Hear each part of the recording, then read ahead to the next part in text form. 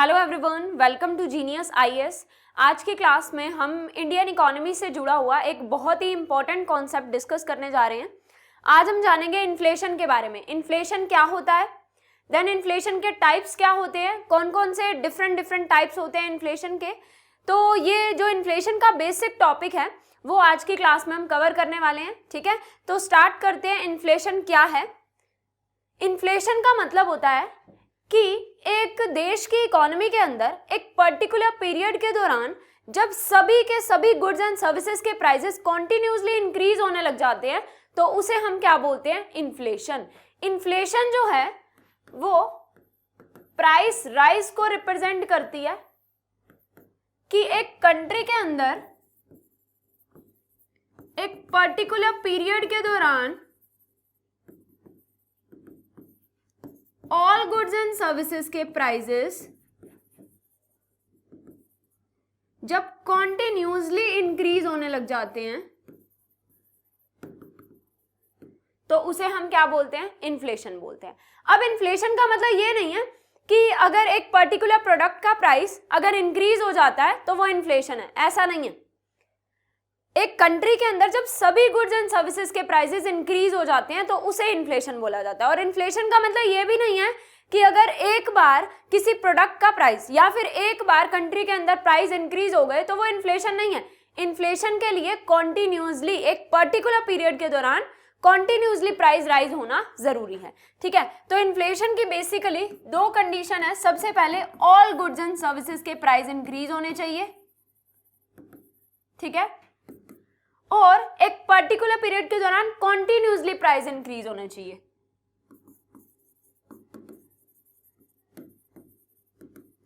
Particular period के दौरान continuously price increase होने जरूरी हैं तो ही हम उसे इन्फ्लेशन बोलेंगे। जैसे कि कोई एक प्रोडक्ट है, एक पेन है जो हमें अभी 20 रुपीज में मिलता है, ठीक है, हम मार्केट से उसे 20 रुपीज में परचेज करते हैं। कुछ टाइम बाद हमने देखा, कुछ दिन बाद वो हो गया 22 का, कुछ दिन बाद वो हो गया 25 का, आफ्टर दैट वो हो गया 30 का, देन हो गया 35 का। इसे हम क्या बोलते हैं? इन्फ्लेशन। एक पर्टिकुलर पीरियड के दौरान जब कॉन्टिन्यूसली प्राइस इंक्रीज हो रहे हैं और वो भी सभी गुड्स एंड सर्विसेज के, ठीक है, तो उसे हम बोलते हैं इन्फ्लेशन। इन्फ्लेशन का मतलब क्या होता है? Increase in the general price level. Inflation means increase in general price level। अब यहां पर जनरल प्राइस लेवल का मतलब होता है ये एक ऐसा मेजर है जिसके थ्रू एक कंट्री के अंदर सभी गुड्स एंड सर्विसेज के प्राइसेस जो है वो मेजर किए जाते हैं ताकि एक कंट्री की करेंसी की जो परचेजिंग पावर है उसको डिटरमाइन किया जा सके। अब यहां पर जनरल प्राइस लेवल के इंक्रीज होने को इन्फ्लेशन क्यों बोल रहे हैं? कहने का मतलब कि इन्फ्लेशन का मतलब ऐसा नहीं है कि सिर्फ एक पर्टिकुलर प्रोडक्ट के प्राइस इंक्रीज होंगे तो वह इन्फ्लेशन है। एक कंट्री के अंदर सभी गुड्स एंड सर्विसेज के जो प्राइसेस हैं जब वो कॉन्टिन्यूसली इंक्रीज होने लग जाते हैं एक पर्टिकुलर पीरियड के दौरान तो उसे इन्फ्लेशन बोला जाता है। यानी कि जब जनरल प्राइस लेवल ही इंक्रीज हो जाए, यानी कि सभी गुड्स एंड सर्विसेज के प्राइसेस जब इंक्रीज हो जाते हैं तो उसे इन्फ्लेशन बोलते हैं। ठीक है, अब इन्फ्लेशन से क्या होता है? एक कंट्री की करेंसी की जो परचेजिंग पावर है वो कम हो जाती है। जब इन्फ्लेशन का मतलब क्या है? इन्फ्लेशन का मतलब है कि एक पर्टिकुलर पीरियड के दौरान एक कंट्री के अंदर सभी गुड्स एंड सर्विसेज के प्राइसेस जब कॉन्टिन्यूसली इंक्रीज हो रहे हैं तो उसे आप इन्फ्लेशन बोलते हो। क्लियर? तो अब इन्फ्लेशन से हमारी कंट्री की करेंसी की जो परचेजिंग पावर है वो डिक्लाइन हो जाती है। परचेजिंग पावर ऑफ करेंसी क्या होता है? परचेजिंग पावर ऑफ करेंसी का मतलब होता है कि आपकी कंट्री की जो करेंसी है वो कितने गुड्स परचेज कर सकती है। यानी कि मानकर चलो एक पर्टिकुलर पेन है जो कि 5 रुपये का है, ठीक है, तो अगर आपको 2 पेन परचेज करने हैं तो आपको 10 रुपीज के मिल जाएंगे, ठीक है। अब इस पेन का प्राइस जो है वो 5 रुपीज से बढ़कर हो गया 10 रुपीज। तो अब जहां पहले 10 रुपीज में आप 2 पेन परचेज कर रहे थे वही अब आप 10 रुपीज में एक पेन परचेज करोगे। यानी कि आपको 2 पेन परचेज करने हैं तो आपको 20 चाहिए, तो यानी कि जो जहां हम पहले सेम अमाउंट ऑफ मनी से 2 आइटम परचेज कर पा रहे थे, वहीं अब प्राइस इंक्रीज होने की वजह से सेम अमाउंट ऑफ मनी से हम 1 आइटम परचेज कर पा रहे हैं। तो यानी कि हमारी कंट्री की करेंसी की जो परचेजिंग पावर है, अब 10 रुपए की परचेजिंग पावर जो है वो कम हो गई।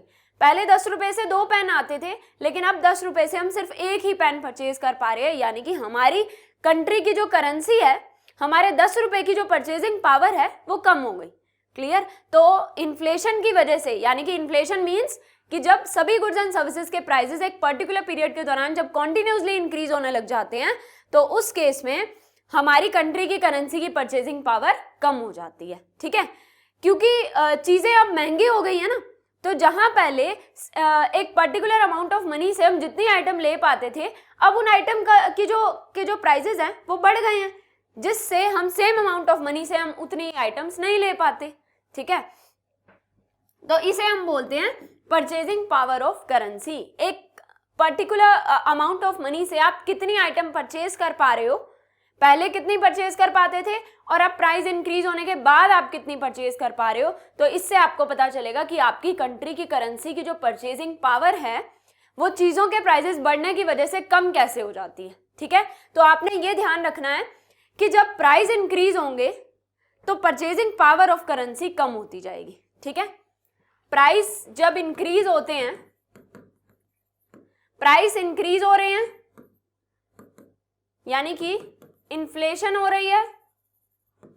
जब प्राइस बढ़ेंगे तो क्या होगी? करेंसी की जो परचेजिंग पावर है वो कम हो जाएगी ना। पहले 10 रुपए से 2 पेन परचेज कर पा रहे थे, अब 1 ही परचेज कर पा रहे हो, तो प्राइसेस बढ़े और करेंसी की परचेजिंग पावर कम हो गई। ठीक है? तो प्राइसेस इंक्रीज होने से जो परचेजिंग पावर होती है करेंसी की, वो क्या हो जाती है? डिक्लाइन हो जाती है। क्लियर? आई होप आपको जो इन्फ्लेशन है उसका बेसिक ओवरव्यू समझ में आ गया होगा। इन्फ्लेशन का मतलब कि एक पर्टिकुलर पीरियड के दौरान एक कंट्री के अंदर जब सभी गुड्स एंड सर्विसेज के प्राइसेस इंक्रीज हो जाते हैं, जिसकी वजह से हमारी कंट्री की करेंसी की परचेजिंग पावर कम हो जाती है, उसे हम इन्फ्लेशन बोलते हैं। Clear?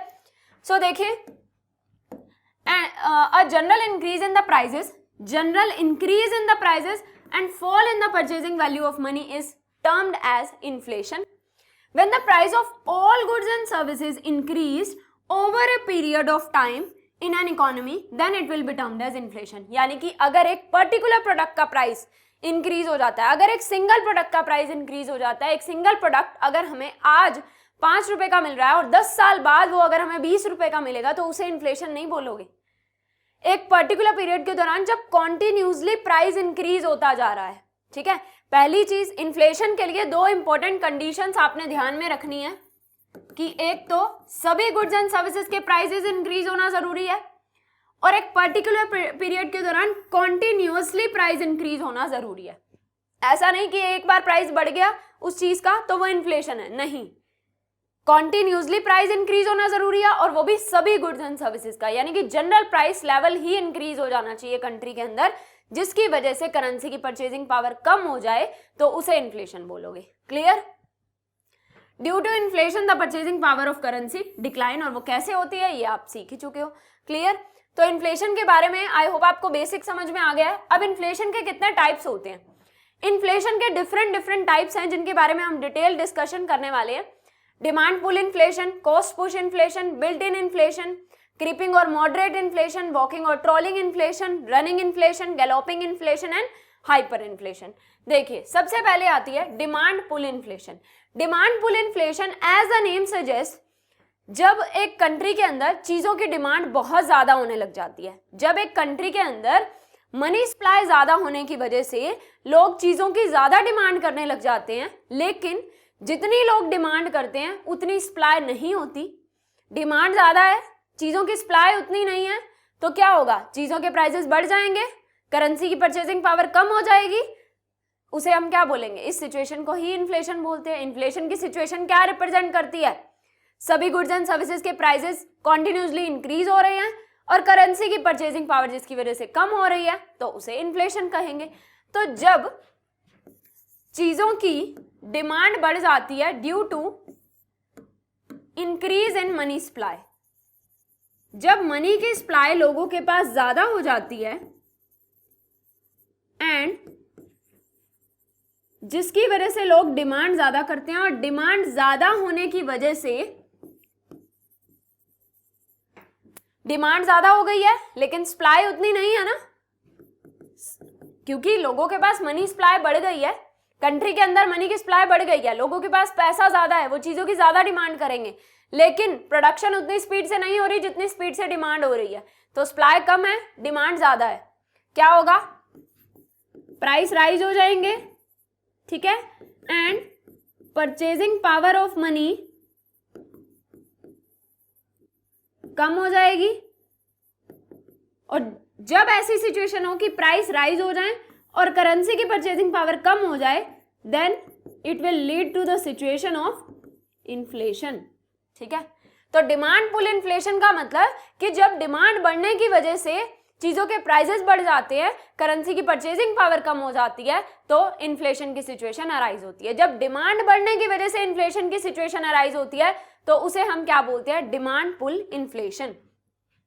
A demand pull inflation is the creation of extra purchasing power to the consumer over the same level of production. Production का सेम लेवल है लेकिन मनी सप्लाई ज्यादा होने की वजह से लोग चीजों की डिमांड ज्यादा कर रहे हैं। प्रोडक्शन उतनी की उतनी है जिसकी वजह से सप्लाई डिमांड के कंपैरिजन में कम है। प्रोडक्शन उतनी ही हो रही है लेकिन लोगों के पास मनी ज्यादा होने की वजह से वो डिमांड ज्यादा कर रहे हैं। जब चीजों की डिमांड ज्यादा है, सप्लाई कम है, तो क्या होगा, प्राइसेस राइज हो जाएंगे, प्राइसेस बढ़ जाएंगे, ठीक है। प्राइसेस बढ़ेंगे तो क्या होगा, करेंसी की परचेजिंग पावर कम होगी, अभी हमने सीखा है इस चीज को, एंड जिससे क्या होगा, इन्फ्लेशन की सिचुएशन अराइज होगी। क्लियर?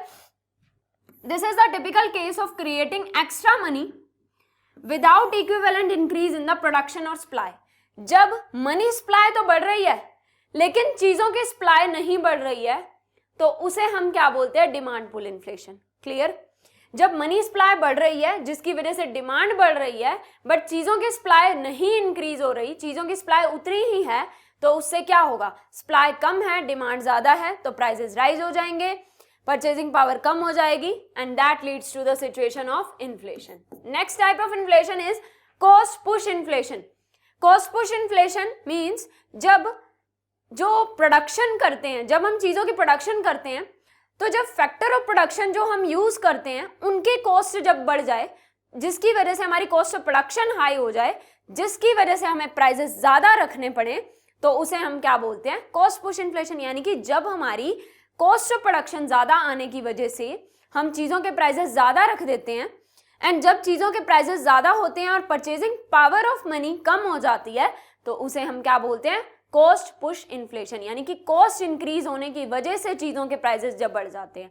इन्फ्लेशन मींस एक पर्टिकुलर पीरियड के दौरान सभी गुड्स एंड सर्विसेज के प्राइसेस कॉन्टिन्यूसली इंक्रीज हो रहे हैं, वो है इन्फ्लेशन। लेकिन जब इन्फ्लेशन कॉस्ट ज्यादा होने की वजह से क्रिएट हो जाती है, यानी कि जब चीजों के प्राइस राइज हो रहे हैं, इसके पीछे का रीजन क्या है कि जो कॉस्ट ऑफ प्रोडक्शन है वो ज्यादा आ रही है, जिसकी वजह से चीजों के प्राइसेस ज्यादा रखने पड़ रहे हैं, जिसकी वजह से इन्फ्लेशन हो रही है, तो उसे हम बोलते हैं कॉस्ट पुश इन्फ्लेशन। जैसे कि लेबर है, लेबर के जो वेजेस हैं, सैलरीज हैं, वो इंक्रीज हो जाएं, ठीक है, या फिर जिस रॉ मटेरियल का यूज करके प्रोडक्शन की जा रही है उस रॉ मटेरियल के प्राइस इंक्रीज हो जाएं, जिससे क्या होगा, देखिए जब फैक्टर्स ऑफ प्रोडक्शन कॉस्टली हो जाते हैं, जिसकी वजह से हमारी कॉस्ट ऑफ प्रोडक्शन ज्यादा आती है, और कॉस्ट ऑफ प्रोडक्शन ज्यादा आने की वजह से जब मैन्युफैक्चरर्स के द्वारा प्राइसेस ज्यादा सेट किए जाते हैं, जिससे परचेजिंग पावर ऑफ करेंसी कम हो जाती है, उसे हम बोलते हैं कॉस्ट पुश इन्फ्लेशन। जनरली क्या होता है, जो मैन्युफैक्चरर्स हैं वो चीजों की प्रोडक्शन करके प्राइस कैसे सेट करते हैं, जितनी उनकी कॉस्ट ऑफ प्रोडक्शन आती है उसमें अपना कुछ मार्जिन ऑफ प्रॉफिट ऐड करके वो प्राइस सेट करते हैं, ठीक है। अगर उनके 10 rupees cost of production I, उसमें 2 रुपीज अपना प्रॉफिट मार्जिन ऐड करके 12 रुपीज प्रोडक्ट का प्राइस सेट कर देंगे। लेकिन अब यहाँ पर जहां उनकी कॉस्ट ऑफ प्रोडक्शन 10 रुपए आ रही थी, वहीं उनकी कॉस्ट ऑफ प्रोडक्शन अगर 20 रुपए आ रही है, फैक्टर्स ऑफ प्रोडक्शन के जो फैक्टर्स ऑफ प्रोडक्शन है वो कॉस्टली होने की वजह से जो कॉस्ट ऑफ प्रोडक्शन है अगर वो 10 रुपए की बजाय अब 20 रुपए आ रही है, तो अब अगर वो 5 रुपए अपना प्रॉफिट मार्जिन ऐड करेंगे तो जहां वो प्रोडक्ट 12 रुपए का मिलता था वहां वो सेम प्रोडक्ट 25 रुपीज का मिलेगा। तो ये क्या है, फैक्टर्स ऑफ प्रोडक्शन की कॉस्ट बढ़ने की वजह से, जो फैक्टर्स ऑफ प्रोडक्शन है वो कॉस्टली होने की वजह से। अब फैक्टर्स ऑफ प्रोडक्शन क्या होते हैं, जैसे कि लेबर है, फैक्टर्स ऑफ प्रोडक्शन मींस जो ऐसी चीजें, ऐसे फैक्टर्स जो कि प्रोडक्शन में यूज किए जाते हैं, जब उनकी कॉस्ट बढ़ जाएगी तो ऑब्वियसली हमारी जो ओवरऑल कॉस्ट ऑफ प्रोडक्शन है वो बढ़ जाएगी। कॉस्ट ऑफ प्रोडक्शन बढ़ेगी तो जब कॉस्ट ऑफ प्रोडक्शन बढ़ेगी तो चीजों के प्राइसेस भी बढ़ेंगे, प्राइस बढ़ेंगे, जब कॉस्ट बढ़ने की वजह से चीजों के प्राइसेस बढ़ेंगे, करेंसी की परचेसिंग पावर कम होगी तो उससे क्या होगा, इन्फ्लेशन ही तो होगी। अब फैक्टर्स ऑफ प्रोडक्शन में क्या आती हैं, जैसे कि लेबर है, मटेरियल है, ठीक है, कैपिटल है, तो ये क्या है, ये फैक्टर्स ऑफ प्रोडक्शन है, यानी कि ऐसे फैक्टर्स जिनको प्रोडक्शन में यूज करके प्रोडक्शन की जाती है। तो जब ये फैक्टर्स ही महंगे हो जाएंगे, यानी कि लेबर को अब हमें ज्यादा वेजेस, ज्यादा सैलरी देनी पड़ रही है, जो मटेरियल हम यूज कर रहे हैं वो ज्यादा कॉस्टली हो गया है, तो यानी कि ये जो फैक्टर्स जो यूज किए जाते हैं चीजों की प्रोडक्शन में, जब ये ही कॉस्टली हो जाएंगे, इन्हीं की कॉस्ट बढ़ जाएगी, फैक्टर्स की कॉस्ट ही बढ़ जाएगी, 10 से 20 हो जाएगी, तो प्रॉफिट मार्जिन ऐड करने के बाद जो चीजों के प्राइजेस होंगे वो भी तो अल्टीमेटली बढ़ जाएंगे ना। क्लियर, जब चीजों की जो प्रोडक्शन की जा रही है, प्रोडक्शन ही महंगी हो रही है, फैक्टर्स ऑफ प्रोडक्शन कॉस्टली होने की वजह से, ये जो फैक्टर्स हैं ये कॉस्टली होने की वजह से कॉस्ट ऑफ प्रोडक्शन ऑब्वियसली महंगी होगी, कॉस्ट ऑफ प्रोडक्शन ज्यादा होगी। जब कॉस्ट ही ज्यादा आ रही है तो ऑब्वियसली जब कॉस्ट ज्यादा आएगी तो चीजों के प्राइसेस भी ज्यादा होंगे। जब मैन्युफैक्चरर को चीजें बनाने में ज्यादा कॉस्ट आ रही है तो ऑब्वियसली वो चीजों को ज्यादा प्राइस पर ही सेल करेगा, चीजों के प्राइसेस बढ़ जाएंगे, परचेजिंग पावर ऑफ करेंसी कम हो जाएगी, तो क्या होगा, कॉस्ट पुश इन्फ्लेशन। उसे हम कॉस्ट पुश इन्फ्लेशन इसीलिए बोलेंगे बिकॉज कॉस्ट बढ़ने की वजह से, यानी कि फैक्टर्स ऑफ प्रोडक्शन जो फैक्टर्स ऑफ प्रोडक्शन है वो कॉस्टली होने की वजह से जो कॉस्ट ऑफ प्रोडक्शन ज्यादा आ रही है, कॉस्ट ऑफ प्रोडक्शन ज्यादा होने की वजह से जब चीजों के प्राइसेस बढ़ रहे हैं तो उसे कॉस्ट पुश इन्फ्लेशन बोला जाता है। क्लियर, या फिर आप ये भी लेकर चल सकते हो कि जब फैक्टर्स ऑफ प्रोडक्शन की कॉस्ट ही बढ़ जाएगी तो उतनी ज्यादा प्रोडक्शन नहीं हो पाएगी, ठीक है, लेकिन चीजों की डिमांड तो ज्यादा है, उतनी ज्यादा प्रोडक्शन नहीं हो रही है, तो यानी कि सप्लाई कम डिमांड ज्यादा, तो वो डिमांड पुल इन्फ्लेशन का कॉन्सेप्ट राइज हो जाएगा। क्लियर, यहां पर आपने सिर्फ यही फोकस करना है कि जब कॉस्ट ऑफ प्रोडक्शन बढ़ने की वजह से चीजों के प्राइसेस बढ़ जाते हैं, उसकी वजह से परचेजिंग पावर कम हो रही है, तो कॉस्ट पुश इन्फ्लेशन बोला जाएगा। Clear, an increase in the factor input cost, जब फैक्टर इनपुट जो हम यूज कर रहे हैं, जैसे कि जैसे मटेरियल है, लेबर यूज कर रहे हैं तो लेबर को ज्यादा वेजेस देने पड़ रहे हैं, मटेरियल महंगा हो गया है, तो उससे क्या होगा, प्राइसेस बढ़ जाएंगे, हमारी कॉस्ट ऑफ प्रोडक्शन ज्यादा आएगी और प्राइसेस बढ़ जाएंगे। The price rise which is the result of increase in the production cost is termed as cost push inflation. Clear, चलिए next is built in inflation. Built in inflation का मतलब होता है कि जब चीजों के प्राइसेस जो बढ़ रहे हैं ना, वो फोर्स्ड, वो ऐसा नहीं है कि किसी पर्टिकुलर रीजन की वजह से हो रहा है, जैसे कि अभी हमने डिस्कस किया कि जो डिमांड पुल इन्फ्लेशन है वो डिमांड बढ़ने की वजह से हो रही है, कॉस्ट पुश इन्फ्लेशन कॉस्ट बढ़ने की वजह से हो रही है, बल्कि बिल्ट इन इन्फ्लेशन में ऐसा नहीं है, किसी फोर्स्ड रीजन की वजह से चीजों के प्राइसेस नहीं बढ़ रहे, बल्कि हमारे सेल्फ मेड डिसीजन की वजह से जब प्राइसेस बढ़ते हैं, ठीक है, when prices are increased due to self-made decisions and not due to forced reasons। जैसे कि फोर्स्ड रीजन मतलब जैसे डिमांड पुल इन्फ्लेशन था, डिमांड बढ़ने की वजह से प्राइसेस बढ़ गए, कॉस्ट पुश इन्फ्लेशन में कॉस्ट बढ़ने की वजह से प्राइसेस बढ़ गए। यहां पर ऐसा कोई फोर्स्ड रीजन नहीं है जिसकी वजह से हमारी चीजों के प्राइसेस बढ़ जाएं, यहां पर बिल्ट इन इन्फ्लेशन ऐसी सिचुएशन होती है जिसमें चीजों के प्राइसेस तो बढ़ते हैं, इन्फ्लेशन तो आती है कंट्री में, लेकिन वो किस रीजन की वजह से होती है, हमारे सेल्फ मेड डिसीजन की वजह से होती है। जैसे कि अगर लेबर जो है वो डिमांड करे, लेबर जो है वो सैलरी इंक्रीज कराने की डिमांड करे, ठीक है, लेबर की डिमांड क्या है, सैलरी इंक्रीज हो। तो जब लेबर सैलरी इंक्रीज की डिमांड करेंगे और हम लेबर की सैलरी बढ़ा देंगे तो इससे क्या होगा, हमारी लेबर कॉस्ट इंक्रीज हो जाएगी। जब हमारी लेबर कॉस्ट इंक्रीज होगी तो वो कॉस्ट पुश इन्फ्लेशन की सिचुएशन क्रिएट करेगा, लेबर कॉस्ट इंक्रीज होगी, ठीक है, तो हमारी जो ओवरऑल कॉस्ट ऑफ प्रोडक्शन है वो ज्यादा आएगी। कॉस्ट ऑफ प्रोडक्शन ज्यादा आने की वजह से हम चीजों के प्राइसेस ज्यादा रखेंगे, चीजों के प्राइसेस जब बढ़ जाएंगे, परचेजिंग पावर ऑफ करेंसी कम हो जाएगी, तो उसे इन्फ्लेशन बोलेंगे।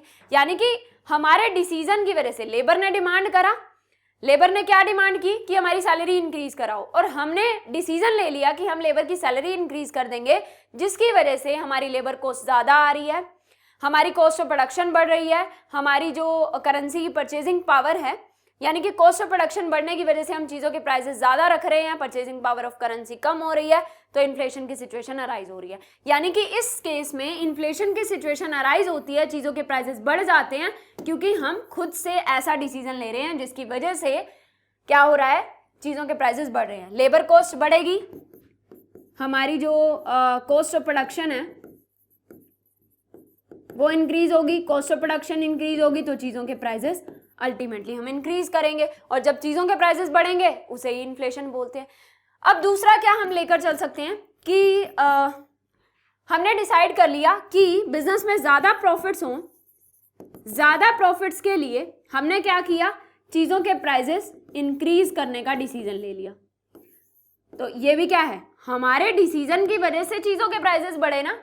तो जब हमारे द्वारा कुछ ऐसे डिसीजन लिए जाते हैं जिनकी वजह से चीजों के प्राइसेस बढ़ जाते हैं, तो उसे हम बिल्ट इन इन्फ्लेशन बोलते हैं, ठीक है।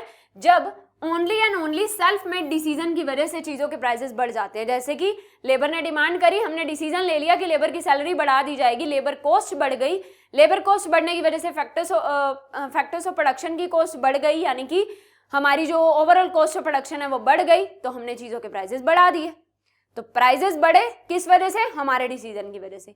दूसरा कि अगर हम चाहते हैं कि बिजनेस में ज्यादा प्रॉफिट हो और ज्यादा प्रॉफिट अर्न करने के पर्पज से हमने चीजों के प्राइसेस बढ़ा दिए, तो वो भी क्या है, ये हमारा ही डिसीजन है ना कि हम ज्यादा प्रॉफिट अर्न करना चाहते हैं, इस वजह से हम चीजों के प्राइसेस बढ़ाकर सेल करेंगे।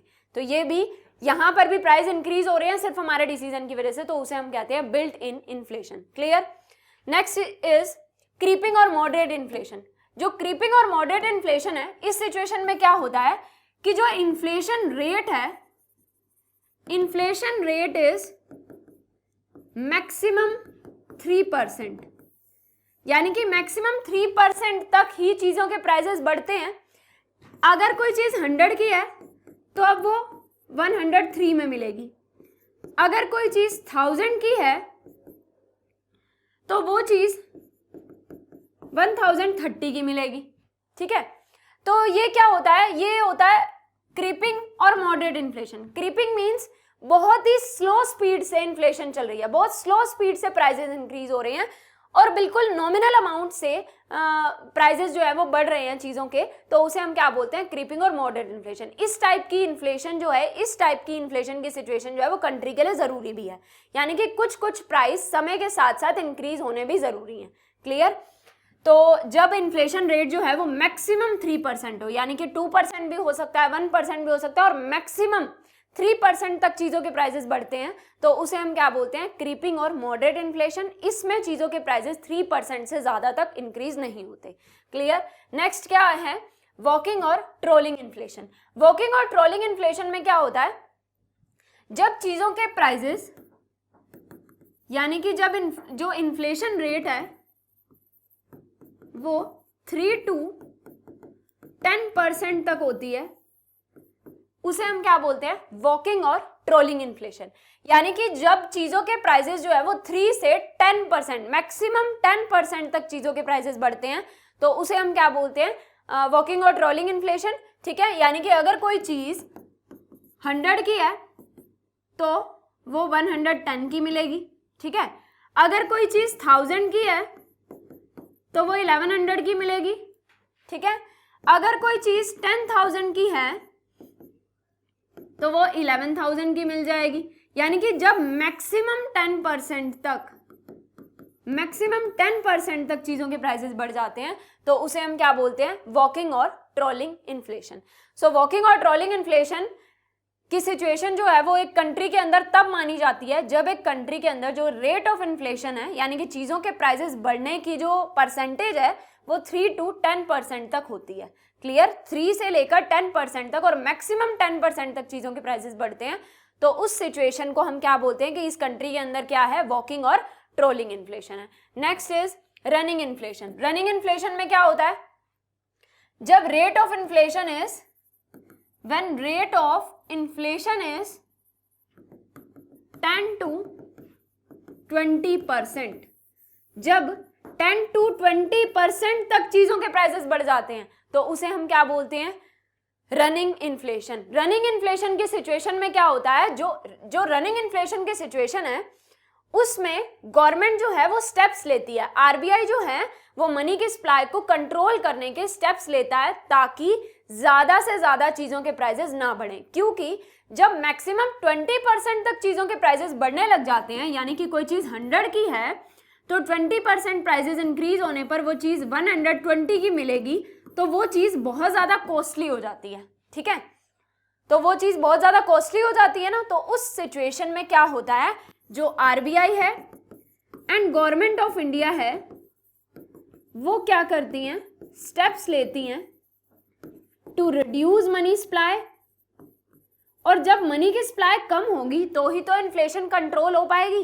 क्योंकि मैंने आपको स्टार्टिंग में ही बताया कि जो इन्फ्लेशन है उसका मेन रीजन ही क्या होता है, इन्फ्लेशन का मेन रीजन यही होता है कि जब मनी सप्लाई इंक्रीज हो जाए, जब मनी की सप्लाई बढ़ जाती है जिससे लोग चीजों की डिमांड ज्यादा करने लगते हैं, लेकिन सप्लाई ऑफ गुड्स जो हैं वो उतने नहीं होते जितनी डिमांड होती हैं, जिसकी वजह से क्या सिचुएशन आती है कि सप्लाई ऑफ गुड्स जो है वो कम है और चीजों की डिमांड जो है वो ज्यादा है। यानी कि डिमांड ज्यादा, सप्लाई कम। लोगों के पास पैसा ज्यादा होने की वजह से क्या हो रहा है, लोगों के पास पैसा ज्यादा है, वो चीजों की ज्यादा डिमांड कर रहे हैं, लेकिन जो लेवल ऑफ प्रोडक्शन है वो उतना ही है जितना पहले था। डिमांड तो बढ़ गई लेकिन लेवल ऑफ प्रोडक्शन उतना ही चल रहा है, यानी कि चीजों की सप्लाई इंक्रीज नहीं हो रही लेकिन डिमांड बढ़ रही है। तो जब ऐसी सिचुएशन हो कि कंट्री के अंदर चीजों की डिमांड ज्यादा होती है लेकिन सप्लाई कम होती है तो उस सिचुएशन में प्राइजेस जो हैं वो बढ़ जाते हैं। प्राइजेस बढ़ेंगे तो क्या होगा, इन्फ्लेशन होगी, ठीक है। तो इन्फ्लेशन के पीछे जो मेन रीजन है वो हम क्या कह सकते हैं कि मनी की सप्लाई इंक्रीज होना ही सबसे बड़ा रीजन है इन्फ्लेशन के पीछे। इसीलिए इस सिचुएशन में जब मैक्सिमम 20% तक चीजों के प्राइसेस बढ़ने लग जाते हैं तो आरबीआई और गवर्नमेंट ऑफ इंडिया के द्वारा स्टेप्स लिए जाते हैं मनी की सप्लाई को कम करने के। क्योंकि मनी की सप्लाई कम होगी, लोग डिमांड कम करेंगे, ठीक है, तो सप्लाई के अकॉर्डिंग डिमांड रहेगी तो चीजों के प्राइसेस बढ़ेंगे नहीं, इन्फ्लेशन नहीं होगी। इसीलिए इस सिचुएशन में आरबीआई और गवर्नमेंट ऑफ इंडिया के द्वारा स्टेप्स लिए जाते हैं इन्फ्लेशन को कंट्रोल करने के और मनी की सप्लाई को कम करने के। अब मनी की सप्लाई को कम करने के लिए आरबीआई क्या स्टेप्स लेती है, क्योंकि एंटायर मॉनेटरी पॉलिसी जो है वो आरबीआई के हैंड में होती है ना, तो आरबीआई क्या करता है, लोन पर जो इंटरेस्ट है वो इंक्रीज कर देगा, डिपॉजिट्स पर जो इंटरेस्ट है वो भी इंक्रीज कर देगा। डिपॉजिट्स पर इंटरेस्ट बढ़ाएगा तो लोग जो हैं वो ज्यादा से ज्यादा बैंक्स में डिपॉजिट कराएंगे, लोगों के पास मनी कम होगी, डिमांड कम करेंगे। क्लियर। लोन पर जो इंटरेस्ट है वो इंक्रीज करा देगा तो लोगों के लिए लोन लेना मुश्किल हो जाएगा, लोगों के लिए लोन लेना मुश्किल होगा तो लोगों के पास मनी कम होगी और चीजों की डिमांड भी कम करेंगे। क्लियर। तो इस सिचुएशन में आरबीआई के द्वारा इंटरेस्ट रेट जो है वो इंक्रीज कर दिए जाते हैं और भी बहुत सारे मॉनेटरी पॉलिसी के टूल्स आरबीआई यूज करता है जिससे कि आरबीआई मनी की सप्लाई को कम कर सके और इन्फ्लेशन की सिचुएशन को कंट्रोल कर सके। क्लियर। साथ ही आरबीआई के द्वारा क्या किया जाता है कि जो ओपन मार्केट है, वहां पर आरबीआई क्या करता है, सिक्योरिटीज को सेल कर देता है। लोग क्या करते हैं, सिक्योरिटीज को परचेज करने लग जाते हैं, सारा पैसा आरबीआई के पास चला जाता है, लोगों के पास पैसा कम रहता है, जिसकी वजह से लोग चीजों की डिमांड कम करते हैं। यानी कि आरबीआई के द्वारा अलग अलग मेथड्स यूज किए जाते हैं इस सिचुएशन में कंट्री के अंदर मनी की सप्लाई को कम करने के लिए और इन्फ्लेशन की सिचुएशन को रोकने के लिए। क्लियर? सो ये होता है रनिंग इन्फ्लेशन। देन आता है गैलोपिंग और ओवर इन्फ्लेशन। जब इन्फ्लेशन रेट जो है वो मोर देन 20% हो, यानी कि अबव 20% इन्फ्लेशन होने लग जाए, चीजों के प्राइसेस जो है वो 20% से भी ज्यादा बढ़ने लग जाए, तो उसे हम क्या बोलेंगे, गैलोपिंग और ओवर इन्फ्लेशन। जो रनिंग इन्फ्लेशन था उसमें मैक्सिमम 20% तक चीजों के प्राइसेस बढ़ रहे थे, लेकिन ओवर इन्फ्लेशन मींस 20% से भी ज्यादा प्राइसेस बढ़ रहे हैं। अगर कोई चीज 100 की है और अगर इन्फ्लेशन रेट जो है वो 30% है, तो यानी कि वो चीज 130 की मिलने लग जाएगी, यानी कि एक प्रोडक्ट में 30 रुपीज का इंक्रीज। तो इस सिचुएशन को हम क्या बोलते हैं, गैलोपिंग और ओवर इन्फ्लेशन। क्लियर? जब इन्फ्लेशन रेट जो है वो 20% से भी ज्यादा हो जाए, तो इस सिचुएशन में भी आरबीआई और गवर्नमेंट ऑफ इंडिया के द्वारा स्टेप्स लिए जाते हैं जिससे कि मनी की सप्लाई कम हो सके और इन्फ्लेशन को कंट्रोल किया जा सके। इसके लिए आरबीआई अलग अलग मॉनेटरी पॉलिसी के टूल्स यूज करता है, जैसे कि इंटरेस्ट रेट इंक्रीज कर देता है, ओपन मार्केट में सिक्योरिटीज को सेल कर देता है। क्लियर? जिससे कि लोगों के पास मनी कम रहे, लोग चीजों की डिमांड कम करें, चीजों के प्राइसेस ज्यादा इंक्रीज ना हो और इन्फ्लेशन ना हो। क्लियर? देन आता है हाइपर इन्फ्लेशन। हाइपर इन्फ्लेशन की सिचुएशन क्या होती है, जिसमें इन्फ्लेशन बहुत ज्यादा होती है, यानी कि जो चीजों के प्राइसेस हैं अब वो परसेंटेज में इंक्रीज नहीं हो रहे, अब वो मल्टीप्लाई में इंक्रीज हो रहे हैं, यानी कि 10 गुना, 5 गुना, 20 गुना, इस तरीके से प्राइसेस बढ़ रही हैं। ऐसा नहीं कि चीजों के प्राइसेस जो है वो 5% इंक्रीज हो रहे हैं, 10% या 20% इंक्रीज हो रहे हैं, ऐसे नहीं। अब यहाँ पर चीजों के प्राइसेस जो है वो परसेंटेज में नहीं बढ़ रहे बल्कि गुना में बढ़ रहे हैं। क्लियर? यानी कि यहां पर परसेंटेज इंक्रीज नहीं है, यहां पर क्या है, 10 गुना, 20 गुना प्राइस बढ़ रहे हैं, 30 गुना प्राइस बढ़ रहे हैं, इस तरीके से। पहले क्या होता था कि अगर कोई चीज, अगर 10% चीजों के प्राइसेस बढ़ रहे हैं, अब तक हमने जितने भी इन्फ्लेशन के टाइप्स पढ़े उसमें हमने क्या देखा कि जो चीजों के प्राइसेस बढ़ रहे थे, यानी कि जो इन्फ्लेशन हो रही थी वो परसेंटेज में हो रही थी, यानी कि रेट ऑफ इन्फ्लेशन होता था जिसके बेसिस पे चीजों के प्राइसेस बढ़ जाते थे। अगर रेट ऑफ इन्फ्लेशन 10% है, तो अगर कोई चीज 100 की है तो वो हमें 110 की मिल रही थी। क्लियर? लेकिन अगर हाइपर इन्फ्लेशन की सिचुएशन है तो 10% से चीजों के प्राइसेस नहीं बढ़ेंगे, 10 गुना प्राइस बढ़ेंगे। अगर कोई चीज 100 की है तो 10 गुना प्राइस बढ़ेंगे, तो यानी कि वो चीज 1000 की हो जाएगी। यानी कि जहां पहले 10% से चीजों के प्राइसेस इंक्रीज हो रहे थे, यानी कि रेट ऑफ इन्फ्लेशन जहां 10% था, कोई चीज 100 की है तो 110 की मिल रही है, लेकिन यहां हाइपर इन्फ्लेशन की सिचुएशन में 10% से प्राइस नहीं बढ़ेंगे, यानी कि जो रेट ऑफ इन्फ्लेशन है वो परसेंटेज में नहीं है, गुना में है। अब 10% प्राइस नहीं बढ़ेंगे बल्कि प्राइस बढ़ेंगे 10 गुना। अगर कोई चीज 100 की है तो 10 गुना प्राइस बढ़ेंगे, यानी कि वो चीज 1000 की हो जाएगी। जहां वो चीज 110 की होती थी वहां 1000 रुपए की हो गई। तो ये बहुत ही वर्स्ट सिचुएशन है, किसी भी कंट्री के अंदर इस टाइप की सिचुएशन नहीं आनी चाहिए। क्लियर? ये क्या होती है, ये बहुत ज्यादा जब चीजों के प्राइसेस इंक्रीज हो जाते हैं जिससे लोगों के लिए चीजें परचेज करना ही इम्पॉसिबल हो जाता है, तो उस सिचुएशन को हम क्या बोलते हैं, हाइपर इन्फ्लेशन। क्लियर? सो हाइपर इन्फ्लेशन की सिचुएशन का मतलब होता है कि जब चीजों के प्राइसेस परसेंटेज में इंक्रीज होने की बजाय गुना में इंक्रीज होते हैं, जिसकी वजह से चीजों के प्राइसेस बहुत अनलिमिटेड प्राइसेस इंक्रीज होते हैं और लोगों के लिए चीजें परचेज करना भी डिफिकल्ट हो जाता है और इवन इम्पॉसिबल हो जाता है। तो उस सिचुएशन को हाइपर इन्फ्लेशन की सिचुएशन बोला जाता है। आई होप आपको इन्फ्लेशन के जो डिफरेंट टाइप्स हमने डिस्कस किए वो आपको समझ में आ गए होंगे। ठीक है, तो ये आज जो हमने टॉपिक डिस्कस किया, this was all about inflation and types of inflation. Thank you so much.